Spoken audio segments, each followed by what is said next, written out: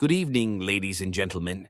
In today's episode, we have some truly spine-chilling Thanksgiving horror stories to share that are sure to send shivers down your spine. But before we dive into the video, please consider giving us a like. If you've ever had any scary or unnerving experiences of your own, feel free to reach out and share your story with us. Who knows, it might even be featured in one of our future episodes. I've had plenty of strange and terrifying experiences, but this one stands out the most. It was Thanksgiving weekend in 2018, and I decided to spend the holiday at my sister's apartment. We were both in college and living in Chicago at the time. She had a small off-campus apartment that she shared with her roommate, while I lived in a dorm on campus.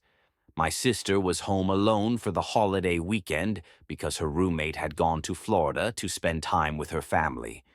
So I decided to stay with her for a few days and keep her company. If you've ever been to Chicago, you know how cloudy and cold it can be, especially in late November. My sister's apartment was in a neighborhood that was undergoing a lot of change. Old buildings were being torn down, new ones were popping up, and fancy coffee shops and stores were replacing old businesses. At the time, not many people lived in the apartments and houses in the neighborhood anymore. As soon as you got off the train, you could feel how strange and empty the area was, but her apartment felt even worse. It was a long apartment with 3 bedrooms, a small kitchen, one bathroom, and a cozy living room. Not much sunlight could reach the apartment, so most of the rooms felt cold and dark throughout the day. The hallway leading to the kitchen wasn't straight. It twisted slightly, making everything feel even more unsettling. When I first arrived, I immediately felt uneasy about the kitchen window. It overlooked the back deck and the narrow alley behind the building. At night, there were no lights outside, so the deck and alley were completely dark. You couldn't see anything if you looked through the window. All you could see was your own reflection.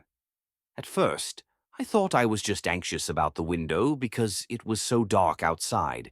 However, every time I was in the kitchen, I had this strange feeling as if someone was watching me through it. I tried not to look at it, but the feeling of being watched didn't go away. It even followed me into the living room. I slept in the living room while my sister stayed in her room. Her roommate's dog, a small and usually calm little guy, stayed with me for company. In the middle of the night, I would sometimes wake up and see him lying at the foot of the futon, growling softly at the dark hallway. I sat up, trying to figure out what was bothering him, but I couldn't see anything. Then I heard it, the floor creaking as if someone was walking slowly and heavily down the hallway. I immediately thought someone had broken into the apartment. My heart was racing, and I quickly grabbed the nearest object, a small lamp. I stood there for a moment, trying to calm myself, but I knew I had to check it out. I walked halfway down the hall, my steps slow and quiet, because part of me knew no one was there. Still, I needed to figure out what was making that creepy noise.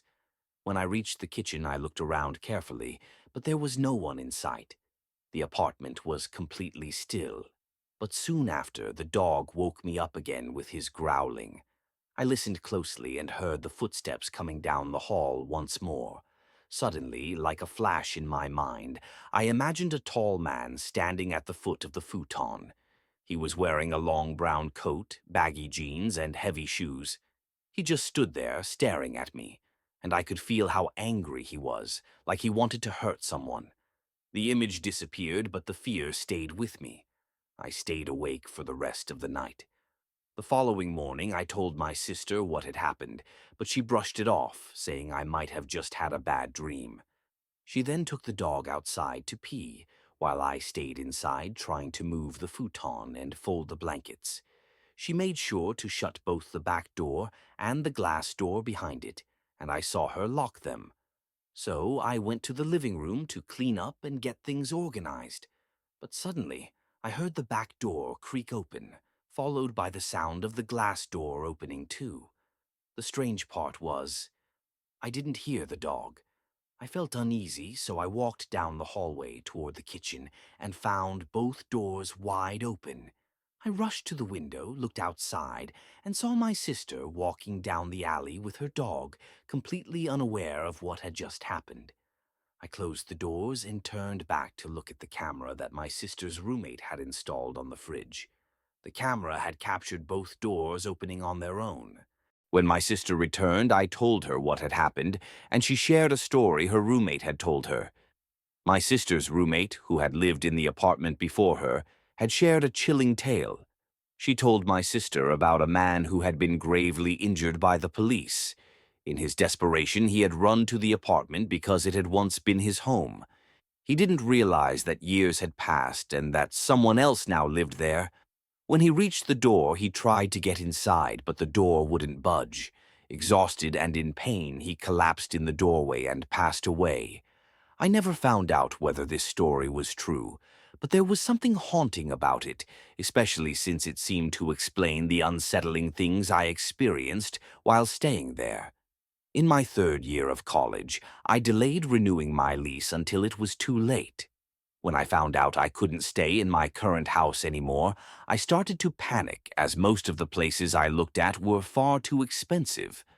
Luckily, some coworkers heard about my situation and offered to rent me their upstairs game room. They were willing to rent it out for $400 a month, which was far cheaper than the $900 I had been paying. Although the room was small, just big enough for a bed and a desk, I accepted their offer without hesitation and moved in. I planned to stay there for only 4 months, until January, when I would move back downtown with some college friends. The house was in Montgomery, a small area about 18 minutes from downtown Savannah. It was a dark brick house with 2 floors, a big front porch, and a wide yard. The property was surrounded by tall oak trees draped in Spanish moss, giving it a calm but slightly eerie atmosphere at night. My roommates were much older than me, but they were easy to get along with and fun to spend time with. Then, one evening, while we were sitting in the kitchen playing poker, laughing and joking around, we suddenly heard loud, repeated banging at the front door. The sound was so strong it made the walls vibrate slightly. It sounded like someone was trying to force their way in, but the door was locked. At first, we all assumed it was our roommate Kyle and that he had forgotten his keys. I got up from the table to let him in, but when I opened the door, no one was there. I stepped outside and looked around, but the yard was completely empty. Feeling confused, I went back to the table. My roommates said they also thought someone was trying to get inside. I was puzzled but didn't think too much about it, and we continued playing cards. The banging was so strong that it made the walls tremble slightly. It sounded like someone was trying to force their way in, but the door was locked from the start. All of us assumed it was our roommate Kyle and that he had forgotten his keys, so I got up from the table to let him in. However, when I opened the door, no one was there. I stepped outside and looked around, but the yard was completely empty. Feeling confused, I returned to the table. My roommates also said they thought someone had been trying to break in. I was puzzled but didn't think much of it, and we continued playing cards. A few weeks later, my roommate Sean bought a bottle of Jameson after finishing a late brunch shift at the bar. Sean, Billy, and I decided to have a few drinks during the day. We sat at the kitchen table, laughing about work and sharing random funny stories. Then, out of nowhere, the 3 of us turned our attention to the counter. I'm not sure why, but when I glanced over my shoulder, I saw a bowl slowly sliding across the counter. It moved in a strange way, as if a weak hand was gently pushing it without much purpose. There was no breeze, no string, and no magician hiding in the cupboard. It was truly bizarre, but we just laughed it off and went back to drinking, trying to forget about what happened. About a month later, in October, my parents drove down from North Georgia to visit, bringing along our blue heeler, Duke. We spent the day walking around River Street, enjoying the shops and the river views. We stopped at Vic's for a meal and then went to the candy kitchen to pick up some sweets. We spent the day walking, eating, and simply enjoying ourselves.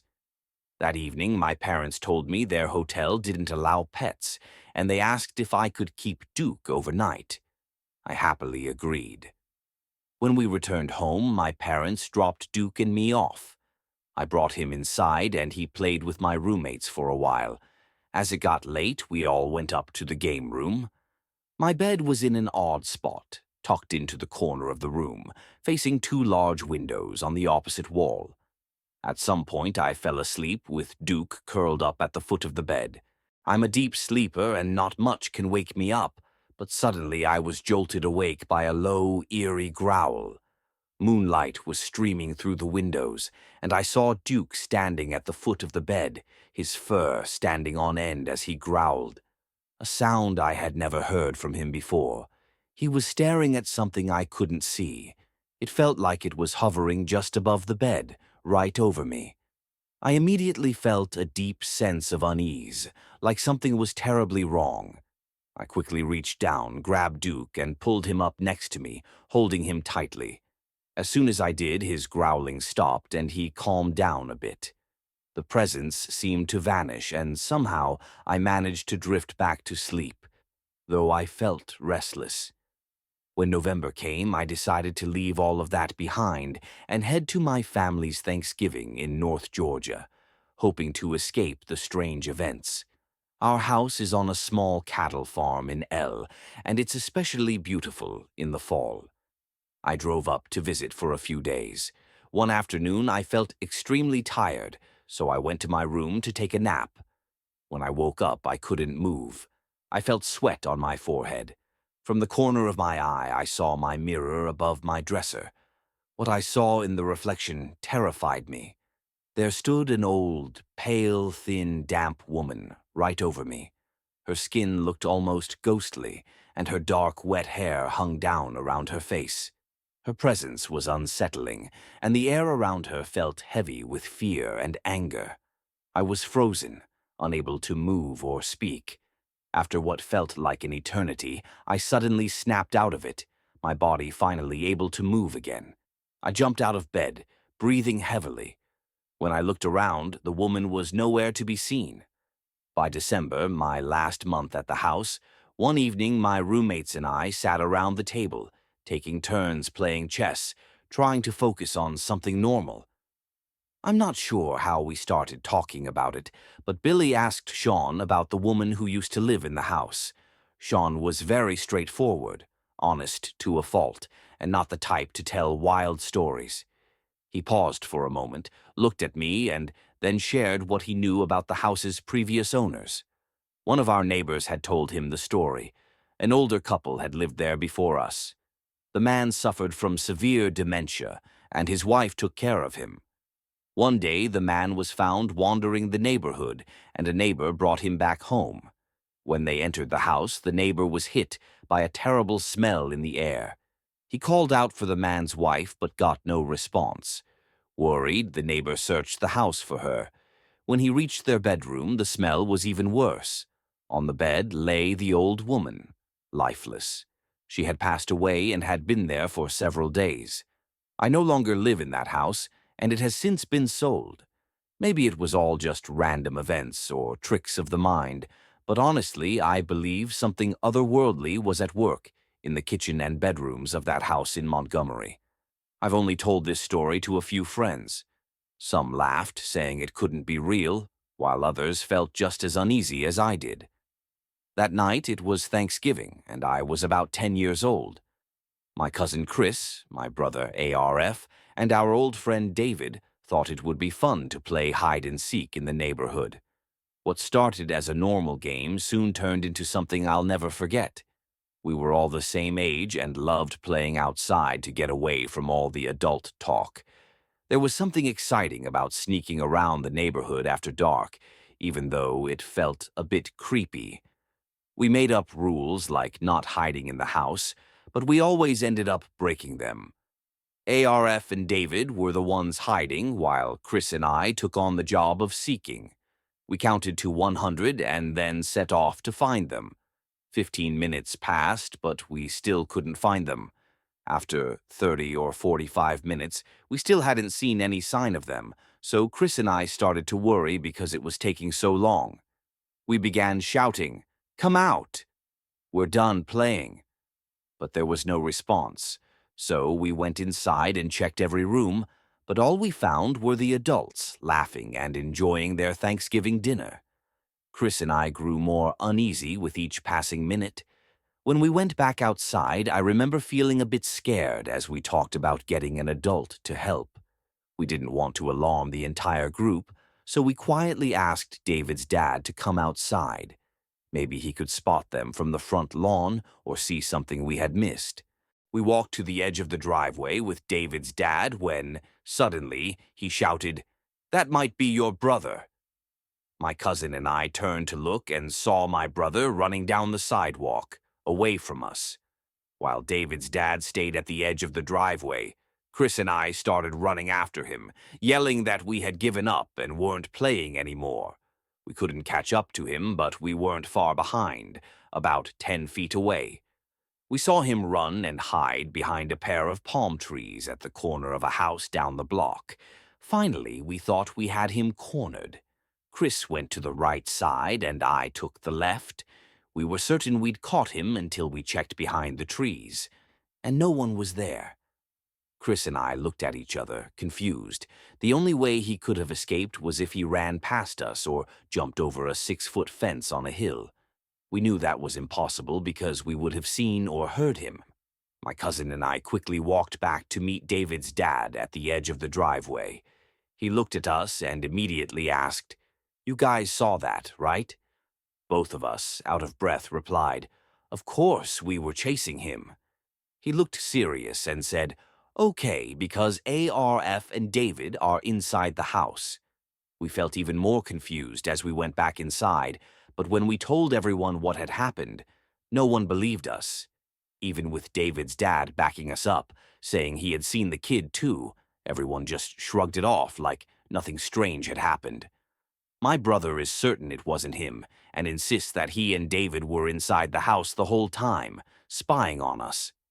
One thing that always runs through my mind when I think back to that night is how, when Chris and I were chasing him, I remember feeling like I wasn't running as fast as I could.